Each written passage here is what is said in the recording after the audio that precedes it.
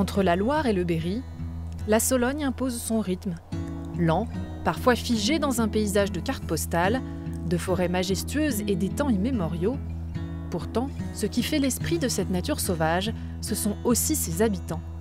Nous sommes allés à la rencontre de Solognots qui conçoivent ce petit coin de région centre autrement, celui d'une nature toujours aussi présente, mais à protéger, d'un patrimoine vivant à conserver, 3 histoires ancrées sur ce territoire, 3 personnages qui perpétuent un savoir-vivre, un savoir-faire 100% terroir.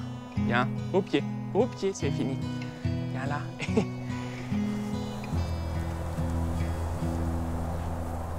Achille de Spar est éleveur de moutons Solognots depuis 5 ans.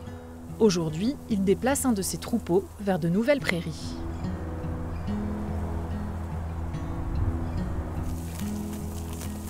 Je ne me voyais pas élever autre chose que du mouton Sologno en Sologne. Voilà. Et ça permettait déjà de conserver cette race-là qui était, quand moi je me suis installé, encore en voie de disparition. Et l'autre particularité, c'est sa rusticité, son adaptation au territoire. C'est aussi pour ça qu'à l'heure actuelle, on est arrivé à quasiment une trentaine d'éleveurs en Sologne, une centaine d'éleveurs sur le territoire français.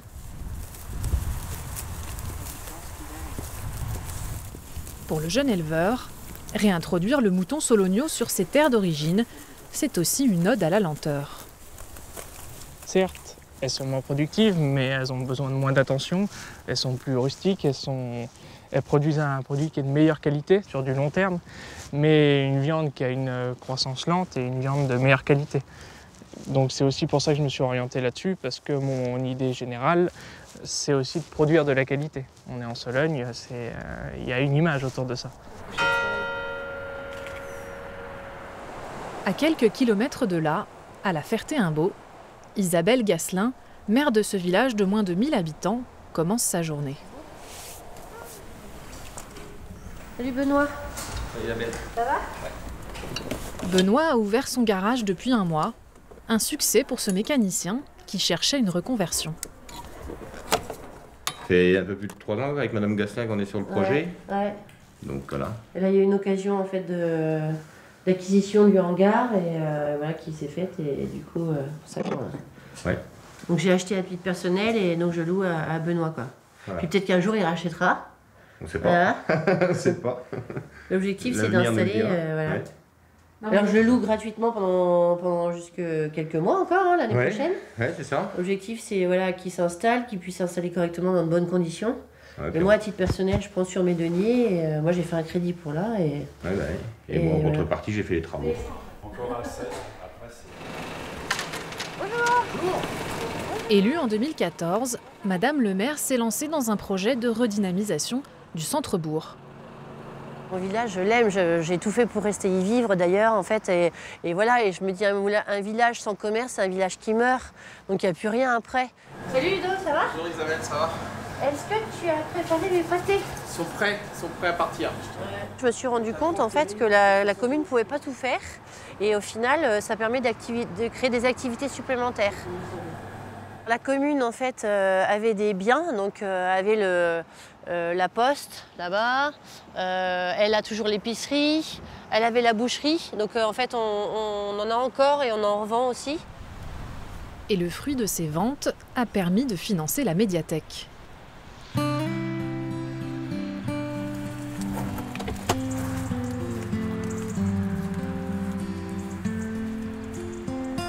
Au pied du château de Ville-Savin, Achille a réhabilité le moulin pour en faire sa ferme. J'ai voulu perpétuer cette partie agricole et élevage qu'on a autour du château de Ville-Savin pour, dans un premier temps, rester sur le domaine avec mes parents. Et ça me permettait de dégager un revenu, moi, personnellement. Et ça permet aussi de valoriser les terrains qu'on a autour. S'engager sur son territoire pour défendre une autre vision de la Sologne, un choix plutôt naturel pour Achille, mais pas uniquement. Le côté défi aussi. D'essayer de perpétuer aussi une agriculture en Sologne qui a disparu par rapport au profit chasse et au profit production. Mais on peut le faire en fonctionnant différemment et en ayant des idées un peu, on ne va pas dire novatrices parce que mon système il est plutôt archaïque et il se rapproche de ce qui se faisait il y a une centaine d'années, mais Mais voilà, on en revient au patrimoine et au savoir-faire qu'on avait avant, et c'est ce qui me fait continuer. Aujourd'hui, pour moi, on est arrivé à un stade beaucoup trop axé vers la chasse. Et pour moi, la Sologne aurait besoin d'une ouverture, enfin, surtout sur le plan environnemental. On a refermé la Sologne sur des forêts, sur des friches, à cause de cette culture de la chasse qui n'était pas existante à l'origine. On avait des milieux beaucoup plus ouverts, des landes, des bruyères, des prairies. Voilà. La Sologne, à l'origine, n'était pas qu'une forêt. Et c'est ce que j'aimerais retrouver. C'est aussi ma partie militante d'essayer de rouvrir certaines zones enfrichées grâce aux moutons soloniaux.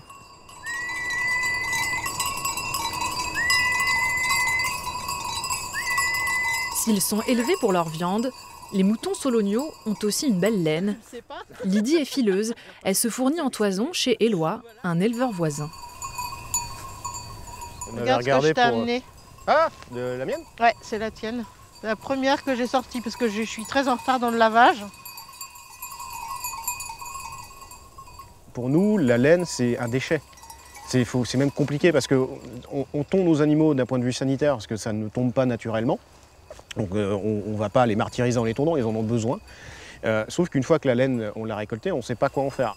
C'est hyper important de valoriser ce qu'on a sur notre territoire en fait, parce que les éleveurs ici c'est pour la viande, mais malgré tout sur le dos des moutons il y a quand même de la super belle laine. Donc c'est hyper important pour moi de valoriser ça, quoi, de donner sa chance à une laine qui n'est pas forcément valorisée en temps normal, quoi. Lydie a commencé à fabriquer ses pelotes il y a 2 ans. Elle a perfectionné sa technique pendant les confinements. Que je t'aime, ma belle laine, que je t'aime, que je t'aime, ma belle. On sépare les fibres, on enlève tout ce qui est petit brindilles et tout ça, mais comme je disais ce matin avec Éloi, les brebis en fait qui vivent en plein air, elles ont très peu de brindilles, très peu de paille, contrairement à celles qui vivent. Donc la qualité, elle est vraiment plus, puis c'est beaucoup plus facile à nettoyer, quoi. Travailler les toisons avant de filer la laine, ces gestes ancestraux, Lydie les reprend, sans oublier que le savoir-faire des fileuses a donné son nom à Nouant le Fuselier. Merci Marie pour le livre. De retour à la Ferté-Imbaud, Madame le maire a sorti les vieilles photos. Je suis dedans à la pharmacie parce que ma mère était la pharmacienne du village pendant, je sais plus, 30 ans, je crois, quelque chose comme ça. Ma mère est née à la Ferté-Imbaud. Elle a vécu 6 mois à la Ferté et après elle est partie à Candé-sur-Beuvron et elle est revenue acheter sa pharmacie. Moi je suis née à Romorantin, j'ai fait toute ma scolarité ici, à Salbris. J'ai travaillé à Paris pendant 3 ans. C'était intenable. La région parisienne, c'est vraiment pas mon truc, hein. Moi, c'est ma Sologne.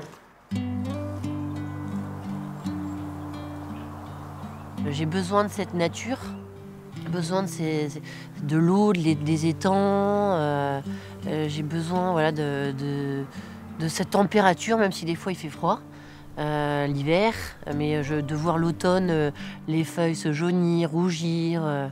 C'est au printemps les oiseaux qui chantent. Il y a une température qui est différente. Ce que j'aime moi, c'est l'été avec les moustiques. Mais bon. Pour l'édile, la Sologne est un condensé de biodiversité à protéger. C'est d'abord aimer la nature, c'est pas engrillager la Sologne. La Sologne des grillages, c'est pas la Sologne. C'est respecter les animaux aussi. C'est pas les déranger quand ils mettent bas, par exemple. Et puis c'est les briques, valoriser son territoire aussi, parce que c'est important. Je trouve d'avoir des belles maisons en Sologne, un beau territoire. Voilà, c'est la Sologne, c'est beau. Enfin, pour moi, elle est belle, ma Sologne.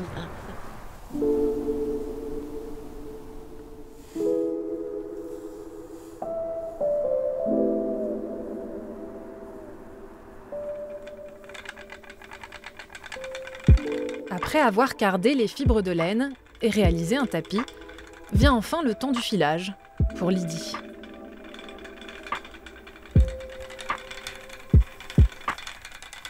Le rouet, c'est hypnotique. Le rouet, c'est... Vous faites 1 heure de rouet, c'est comme si vous aviez fait de la sophrologie, du yoga et de la méditation en même temps. Vous êtes hyper bien, en fait. Toutes les fileuses le disent.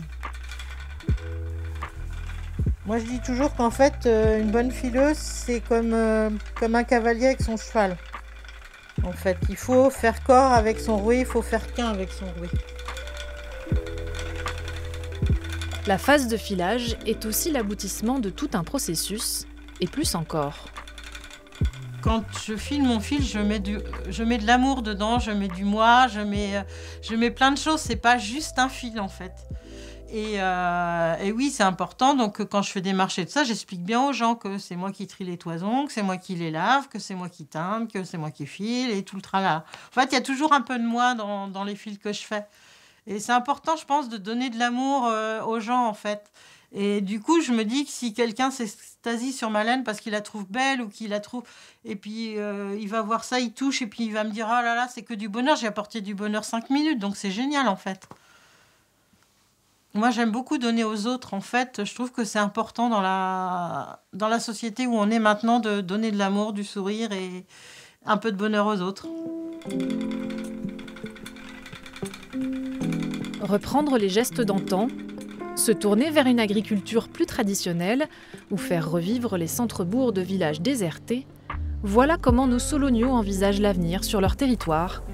Chacun dans leur petit coin, à leur manière, ils façonnent un autre paysage, petit à petit, avec pour seul luxe de prendre le temps.